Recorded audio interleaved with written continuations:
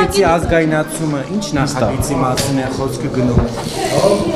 Դե ընդհանրապես աշխարհում շատ քիչ տեղերում է, ինչքան որ ես գիտեմ, որ էլեկտրաբաշխիչ ցանցերը բացառապես մասնավոր են։ Երևի 1, 2, 3, միգուցե ամենաշատը 5 երկիր այդպես կարող են մտաբերել։ Բայց մարդու սեփականությունը հիմնարար բաժին չի։ Դե դա սովորական բիզնես չի, դա հանրային ծառայություն մատուցող բիզնես է, եւ այդ բիզնեսը նաեւ ունի պարտավորություններ, իզուր չի, որ դրա գործունեությունը կարգավորում է նաեւ ՀՑԿՀ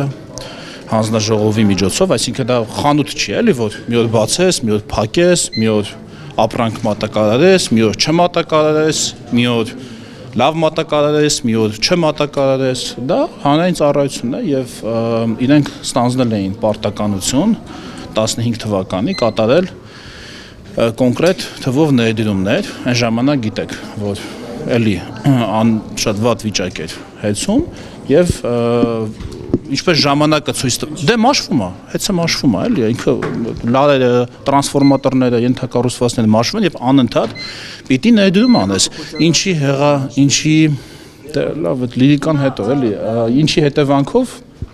տեղի ունենում հոսանքի տատանում, այսինքն անընդհատ դու պիտի ներդրում անես։ Դե վերջին շրջանի տատանումները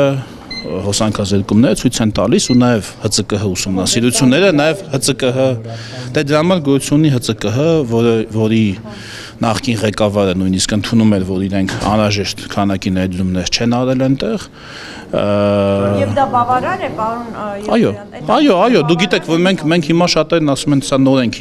հիշել այս թեման, ես ուզում եմ հիշեցնել, որ երբ էր 3-4 ամիս առաջ, երբ Գարեգին Բաղրամյանը հրաժարական տվեց, չէ, տարուց ավել տարի չկա հաստատ, այն ժամանակ մենք իրեն հրավիրեցինք ֆրակցիա, ունեցանք խոսակցություն, այսինքն այն ժամանակ ոչ եկեղեցականների, ավելի ճիշտ հետ կապված թեման կար, ոչ Սամվել Կարապետյանի հետ կապված թեման կար, հետի հարցն էինք մենք քննարկում եւ Չէ, ուզում ասեմ հարցը կար։ Դե որովհետև քննարկեցինք եւ այդտեղ մենք բացահայտեցինք ի զարմանս մեզ, որ ահռելի թվով ներդրումներ այնտեղ չեն կատարվել կամ արդյունավետ չեն կատարվել, ել չասած նրա մասին, որ հեծը մի շարք դեպքերում չարաշահում է իր մոնոպոլ դիրքը, մասնավորապես շատ դեպքերում մենք շատ բողոքներ ենք ստանում նոր բաժանորդներից, որ ստիպում է իրենց նոր բաժանորդ դառնալուց հետո համապատասխան, ասենք, հաշվիչներ կամ տրանսֆորմատորները ձեռք բերել իրենց հետ փոխկապակցված ընկերությունից, շատ որակավորված սպառողներից կամ ընդհանրապես սպառողներից մենք բողոքներ ենք ստանում, որ շուկայի ազատականացված հատվածում հետի հետ փոխկապակցված ընկերությունները ստիպում են, որ որակավորված սպառողները հոսանքը ձեռք բերեն հենց իրենցից, իսկ շուկայի ազատականացման իմաստն է, որ որակավորված սպառողները ձեռք բերեն անկախ մատակարարներից, ինչպես իրավապահները զբաղվեն այդ ստիպելու։ Որովհետև դրանք բողոքներ են, որը դե կամաց զբաղվում են։ Հիմա որ դիմենք, ասեք, բա ինչի հիմա դիմեցիք։ Հիմա որ դիմենք, որովհետև այդ օրենքը նախագիծ է շրջանառվում, ինչ նախագիծ է շրջանառվում, հեծը պետականացնելու նախագիծ։ Ով էր ասում։ Պարոն վարչապետը երեք հայտարարեց, որ նախագիծ է շրջանառվում, ինչ նախագիծ է շրջանառվում։ Ազգային ժողովում հեծը պետականացնելու մասին ճիշտ եք հիշում եք բերումը, ես ծանոթ չեմ նման նախագծի, ճիշտն ասած։ Միգուցե կառավարությունում է շրջանառվում։ Միգուցե հա, չգիտեմ, բայց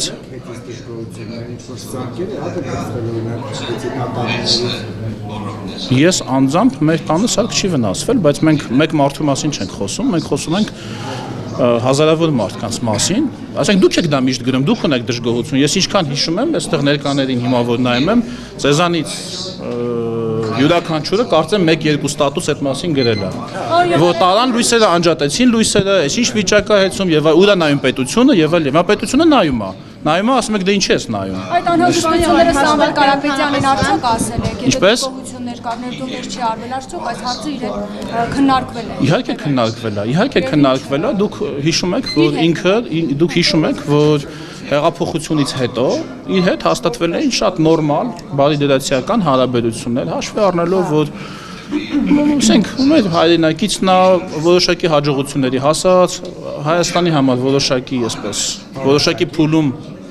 բանորոշ, Կողմում էր ասում էր մեծ ներդրումներ է արել։ Կարծում եք Սամվել Կարապետյանը Հայաստանի համար քիչ բաժանարել։ չէ, որոշակին քիչը չի, որոշակին որոշակի, որոշ, մի որոշ քանակի։ Դրա հակառակը անորոշն է։ Ավելի շատ բան արել, քան ամբողջ խմբակցությունը ձեր միասին վերցրել։ Դե դա ձեր գնահատականն է, ձեր կարծիքն է, հիմա դե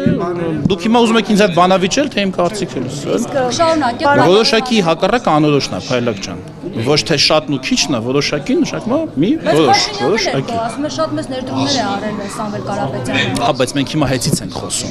Ոչ թե ընդհանրապես ներդրումներից, այլ մենք խոսում ենք շատ կարևոր ենթակառուցվածքից, որը կրկնում եմ, սովորական բիզնես չի, էլի, որ մի օր լավ աշխատի, մի օր վատ։ Այդ ցանցը պիտի աշխատի շատ լավ։ Նշանակի, որ դառնալու է պետականացվելու է, այստեղ որևէ այլ բան չի, սցենար չի կարող լինել։ Նպատակը դա է։ Այո։ Անշեղորեն գնալու եք այդ նպատակի ուղղությամբ։ Դժվար թե, որովհետև Որտե՞ղ է ստացվում, որտեղ Անիֆի վերաբերյալ իշխանության պատկերացումները բավականին մեծ, հետո մենք տեսանք, թե ինչ ճակատագրի արժանացավ Անիֆը, ինչ կոռուպցիոն սկանդալներ դեռ բացահայտվեցին, ինչպես է մեկը մյուսի բարեկամը տեղավորել աշխատանքի։ մենք դա գիտենք այլ պետական մասնաբաժնով այլ ձեռնարկություններից, օրինակ ինչպես ԶՊՄԿ-ից, մեր խոշորագույն Հայկատուի պատմությունից դա գիտենք, դուք Անիֆի պատմությունն եք բերում, իսկ լավ օրինակի ինչի չեք բերում ԶՊՄԿ-ի, որտեղ 24։ Հա, դե 24 դա էլ է, մի ձև պետություն, դա էլ է։ տարիներին չենք վերադառնալ։ Դուք այսինքն խոստովանում Հա, իհարկե վատ օրինակ է։ այսինքն այդտեղ չարաշահում է եղել։ Չէ, վատ օրինակը մնացածը պետքա Ինչու պարզել։ համար է վատը։ Նարեկ, այնպես գիտես, քեզ թվում է, այսինքն ես վարանելու եմ, ինչ որ իմ կարծիքը ասելու։ Այնպես այնպես այդտեղից այնպես գոռացի, դուք խոստովանեցիք, ոնց որ Ամերիկայում հայտնաբերել, իհարկե վատ օրինակ է, այսինքն